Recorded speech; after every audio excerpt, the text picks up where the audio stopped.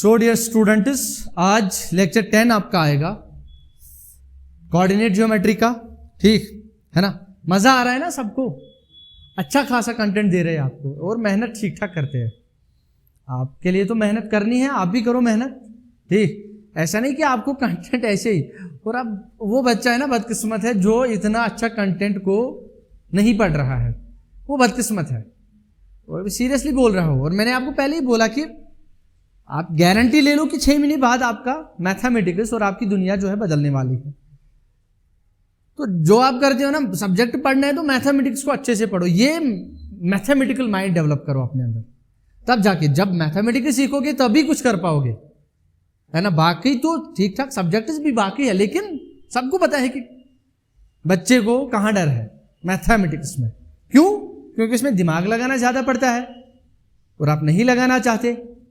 तो अगर आपको आगे बढ़ना है, लीड करना है फ्रंट से, from the front, then what you need to do is focus on mathematics.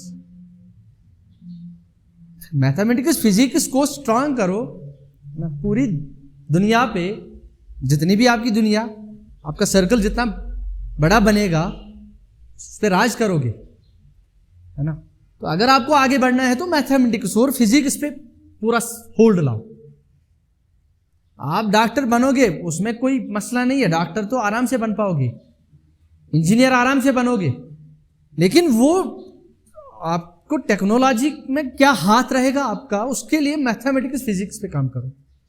अलग बनना है तो यही करना है। डॉक्टर तो हजारों बन रहे हैं अभी, वो तो सबको पता है। तो डॉक्टर बनना बड़ी बात नहीं है। हजारों लोग यहाँ हर साल 1000 बच्चे निकलते हैं, 1200 बच्चे निकलते हैं, इंजीनियर भी ठीक ठाक निकलते हैं। लेकिन अगर आपको दुनिया में कुछ अलग करना है, हटके करना है, तो मैथमेटिक्स फिजिक्स पे अच्छा खासा काम करो। दुनिया बहुत चेंज हो रही है, ठीक, और आपको भी खुद को चेंज करना होगा। तो थोड़ा मैथमेटिक्स और फिजिक्स पे काम करो और अच्छे से काम करो, एप्लीकेशन पे जाओ इनके। तो चलिए, आज जो लेक्चर है आपका वो ये है कि डिस्टेंस फार्मूला का एक और यूज सीखते हैं, आर्थो सेंटर कैसे निकालेंगे। अब इसमें बच्चे हैं बोलेंगे सर आर्थो सेंटर तो हमें नहीं पता, हम क्या निकाले। अरे आर्थो सेंटर सीखेंगे क्या होता है, कोई टेंशन नहीं, मेरे होते हुए आप टेंशन मत लो। हर एक चीज जो भी यहां लिखी जाएगी वो उसका डिस्कशन होगा, आपके सामने वो रखी जाएगी कि हाँ बेटा ये ऐसे है। उसके बाद आपसे क्वेश्चन पूछा जाएगा, पहले ही आपसे क्वेश्चन नहीं पूछा जाएगा, पहले आपको समझाया जाएगा, बाद में क्वेश्चन पूछेंगे। ठीक, तो आर्थो सेंटर समझते हैं। देखो डिस्टेंस फार्मूला हमने देखा कि हम इससे एरिया निकाल सकते हैं सर्कल का, वो मैंने आपको लास्ट लेक्चर में दिखाया। कैसे कि बस हमें अगर रेडियस मिल गई और रेडियस एक सेंटर चाहिए और ये वाला पॉइंट चाहिए, ठीक, एक ये पॉइंट चाहिए और मतलब सेंटर चाहिए और एक पॉइंट चाहिए सर्कमफ्रेंस पे। सो इसको बोलते हैं, ये जब रेडियस मिलेगी उसके बाद आपको एरिया ऑफ सर्कल मिलेगा। क्लियर? उसके बाद हमने सीखा था कि एरिया हम निकाल सकते हैं स्क्वायर का भी। किसका एरिया निकाल सकते हैं? स्क्वायर का। कैसे निकालेंगे? स्क्वायर में मैंने आपको बोला था 2 केसेस रहेंगे। ये एक पॉइंट है, क्या है?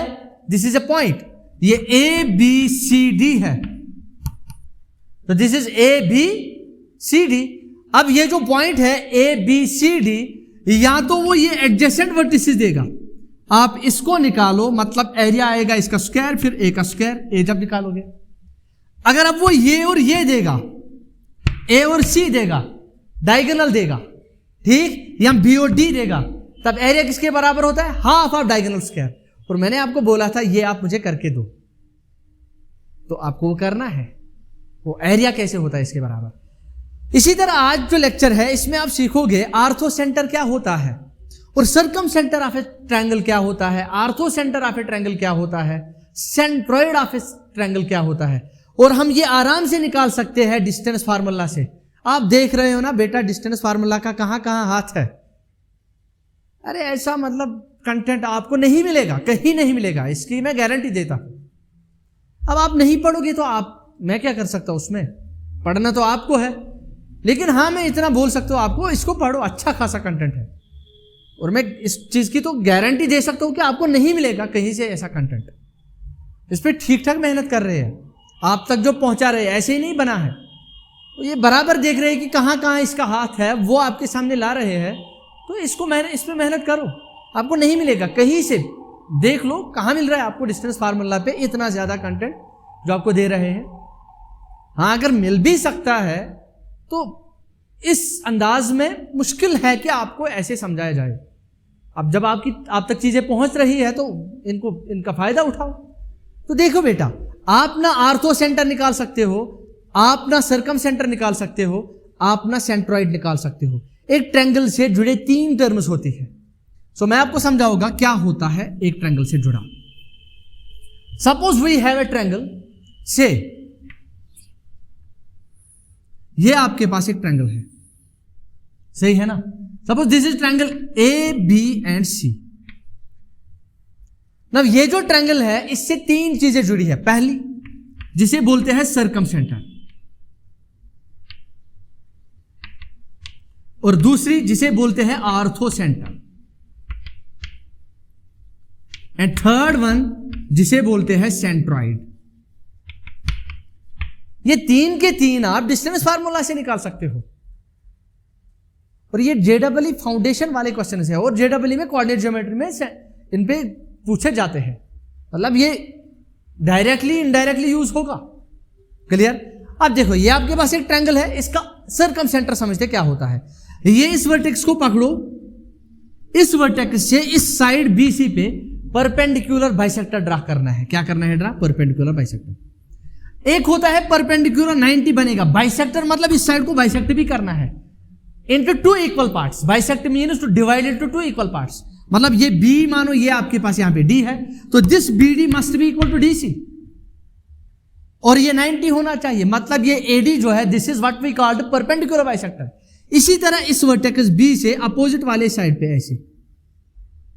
ऐसे परपेंडिकुलर बाइसेक्टर डालना है, नाम रखो इसका बीई। और इसी तरह इससे यहां इस वाले पे इसका नाम रखो एफ। ये जो पॉइंट है, ये एक परपेंडिकुलर बाइसेक्टर, ये दूसरा परपेंडिकुलर बाइसेक्टर, ये तीसरा परपेंडिकुलर बाइसेक्टर। परपेंडिकुलर बाइसेक्टर मतलब एक तो ये इस वाले साइड को बाइसेक्ट करता है, ये पॉइंट मिड पॉइंट है ये, और ऊपर से यहां पे परपेंडिकुलर भी बनता है। तो जिस पॉइंट पे ये इंटरसेक्ट करे, ये 3 के 3 परपेंडिकुलर बाइसेक्टर्स, तो आपका ए डी, बीई और C F, these are perpendicular bisectors and they intersect at this point. Suppose this point is H. This H is what we called circumcenter of a triangle. याद होगा? So this is what we call circumcenter of a triangle. So circumcenter simply means where 3 perpendicular bisectors intersect. Perpendicular bisectors मैं बोल रहा हूं, मैं खाली perpendicular की बात नहीं कर रहा हूं। अब उसके बाद देखते हैं what is orthocenter. What is orthocenter?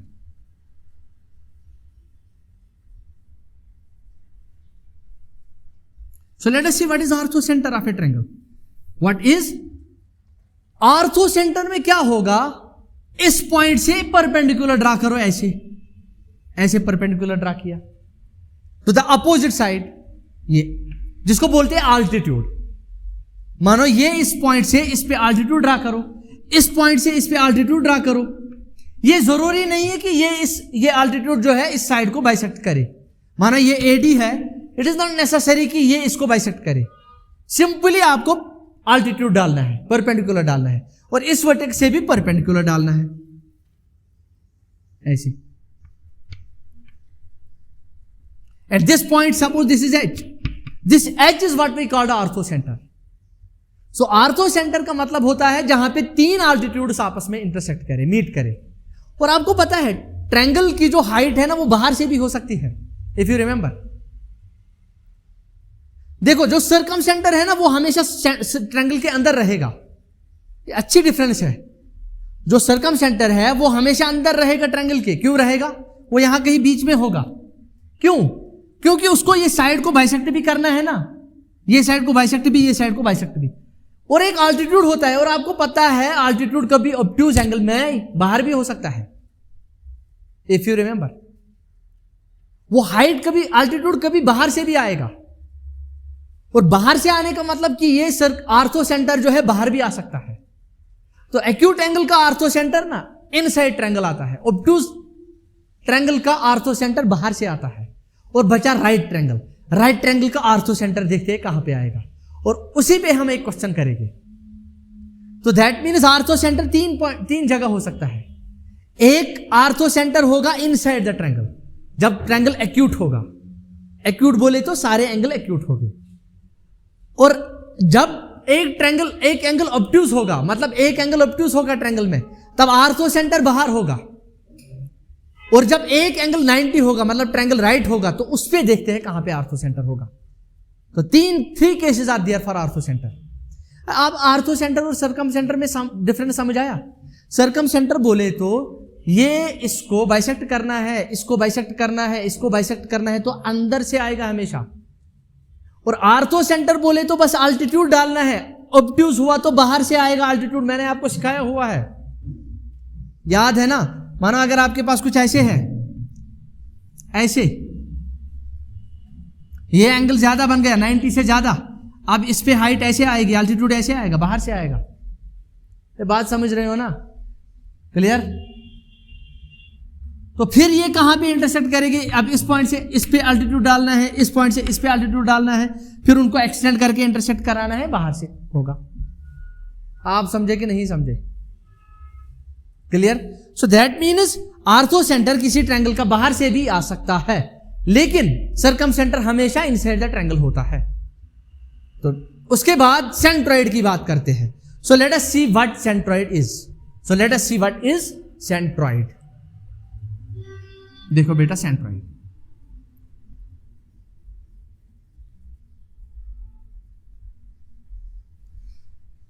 तो सेंट्रॉइड में क्या होगा? आपके पास एक ट्रायंगल होगा, बाद में हम आएंगे इस पे, आर्थो सेंटर या फिर राइट ट्रायंगल, और उस पे आपको एक क्वेश्चन भी करना है। ठीक, देखो ये एबीसी है, क्या है? So this is triangle ABC. मानो ये मिड पॉइंट है, इस साइड का मिड पॉइंट, इसका मिड पॉइंट है, इसका मिड पॉइंट है। तो जो तीन ट्रायंगल है उनका मिड पॉइंट निकालो, और इस मिड पॉइंट को अपोजिट वर्टेक्स के साथ ज्वाइन करो ऐसे। ठीक, इस मिड पॉइंट को अपोजिट वर्टेक्स के साथ ऐसे ज्वाइन करो, इस मिड पॉइंट को अपोजिट वर्टेक्स के साथ, इस मिड पॉइंट को अपोजिट वर्टेक्स के साथ, और ये यहां पे इंटरसेक्ट किए, name it H. This H is what we called centroid. नहीं आया? अरे सर, मतलब आप तो है ना हमारे साथ खेल रहे हो। खेल क्यों रहा हूं? देखो, सर्कम सेंटर में होता है ये परपेंडिकुलर बाइसेक्टर। क्या होता है? Perpendicular bisector. आर्थो सेंटर में परपेंडिकुलर होता है, और सेंट्रॉइड में बाइसेक्टर होता है। मतलब मिड पॉइंट से, किन से? यहां पे मिड पॉइंट से बना होता है। मतलब इसको ना ब्रेक करो, अगर परपेंडिकुलर होगा तो आर्थो सेंटर बनेगा, अगर बाइसेक्टर मतलब मिड पॉइंट से बना होगा तो सेंट्रॉइड बनेगा। मतलब इसको ब्रेक अगर दो में करे ना, अगर बोलेगा कोई सर ये नहीं परपेंडिकुलर सी है, परपेंडिकुलर सी है तो आर्थो सेंटर, नहीं सर ये मिड पॉइंट से हमने बनाए हुए हैं तो सेंट्रॉइड की बात होगी। तो तीन केसेस आर दिया। तो तीसरा जो है आपका ये साइड है, इसका सेंटर निकालो, मिड पॉइंट निकालो, इसका मिड पॉइंट, इसका मिड पॉइंट, तीनों को ज्वाइन कर दो अपोजिट वर्टिसेस के साथ, वो जहां पे इंटरसेक्ट करेंगे उसके बोलते हैं सेंट्रॉइड। और सेंट्रॉइड भी हमेशा इनसाइड द ट्रायंगल रहेगा। क्यों रहेगा? अरे आप इसका मिड पॉइंट उठा रहे हो, इसका उठा रहे हो, इसका उठा रहे हो, बाहर कहां जाएगा? अंदर ही तो रहेगा, ट्रायंगल के अंदर ही रहेगा। आप समझे कि नहीं समझे? तो बस एक में पंगे हैं। पंगे किस में है? और मैंने आपको लास्ट लेक्चर में बोला था सर्कम सेंटर हम कैसे निकालेंगे, उसको एक बार देख लेना। और इसके बाद this is final lecture for this distance formula. तो ठीक ठाक हमने आपको दिया है, और इससे बाहर आपको नहीं पूछेगी। तो कोऑर्डिनेट ज्योमेट्री बहुत जगह, और मैं सर्कम सेंटर, सेंट्रॉइड और आर्थो सेंटर को स्लोप में भी करा सकता हूं कि स्लोप पहले, लेकिन वो स्लोप आपको भी समझना है। एक लाइन का स्लोप कैसे निकालते हैं, एक परपेंडिकुलर का स्लोप क्या होता है, वो सारी चीजें आपको सीखनी है। उस हिसाब से भी मैं आपको ये तीन चीजें आपको सिखा सकता हूं, लेकिन मैं फिलहाल कोऑर्डिनेट ज्योमेट्री में खेल रहा हूं। ठीक, तो चलिए, मानो आपको अब आर्थो सेंटर निकालना है एक ट्रायंगल का, और जो ट्रायंगल क्या है? राइट ट्रायंगल है। ये इंपॉर्टेंट क्वेश्चन है, और इस पे बात करते हैं एंटी से वाले। ठीक, एंटी एससी वाले इस पे बात करते हैं। देखो बेटा क्या है, मानो आपके पास एक राइट ट्रायंगल है ऐसे, हाँ सर ये राइट ट्रायंगल हो गया, क्या हो गया? Right triangle. पहले बात को समझना, say this is A B and C, this is A B and C. ये ट्रायंगल जो है ए बी सी है, यहां पे कितना बनेगा? 90 बनेगा। एक काम करो, आर्थो सेंटर किसको बोलते हैं? इस वर्टेक्स को पकड़ो, अपोजिट साइड पे परपेंडिकुलर डालना है, वो तो ऑलरेडी डाला हुआ है, मतलब यही परपेंडिकुलर है। इस वर्टेक्स को पकड़ो, अपोजिट साइड पे परपेंडिकुलर डालो, ये तो ऑलरेडी डाला हुआ है। अब इस वाले वर्टेक्स को पकड़ो, इस वाले वर्टेक्स को पकड़ो, इससे परपेंडिकुलर ड्रा करो इस पे, मानो वो ऐसे है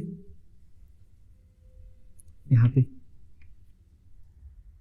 ये इस पॉइंट से हमने परपेंडिकुलर ड्रा किया ऐसे, ठीक, इस पॉइंट से परपेंडिकुलर ड्रा किया ऐसे, इस पॉइंट से ऐसे, मतलब ये 3 के 3, ये देखो ये परपेंडिकुलर, ये परपेंडिकुलर, ये परपेंडिकुलर, ये तो इस पॉइंट पे मिले। बात समझ नहीं आई? आपको बस क्या डालनी है? इस पॉइंट से परपेंडिकुलर डालना है अपोजिट साइड पे, वो डाला आपने। इस पॉइंट से परपेंडिकुलर डालना है अपोजिट साइड पे, अपोजिट साइड ए बी है तो इस पे हमने डाला, और इसी पॉइंट से आपको परपेंडिकुलर डालना है। तो तीनों पॉइंट कहां पे मिले?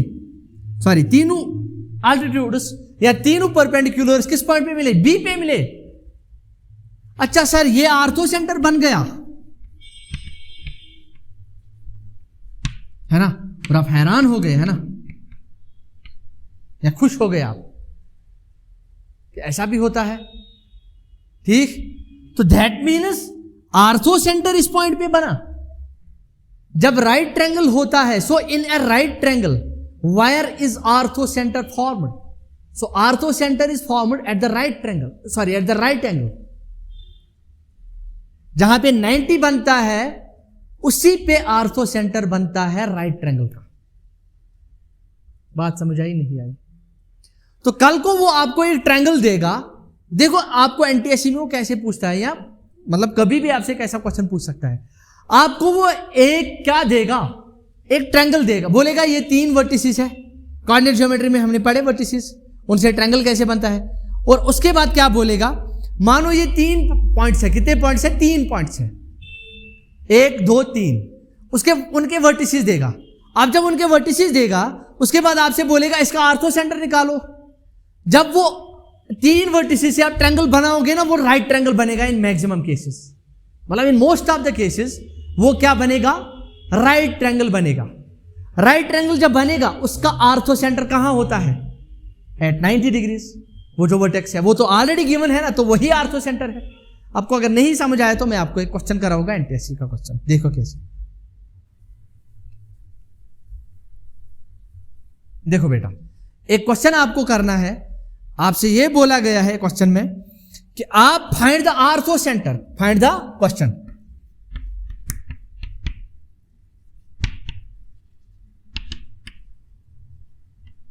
So find ortho center of triangle ABC, of triangle ABC formed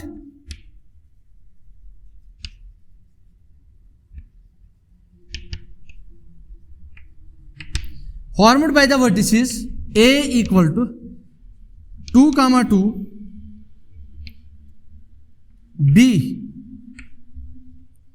B में क्या है? बी में इसने दिए हैं 6, 3 और सी में इसने दिए हैं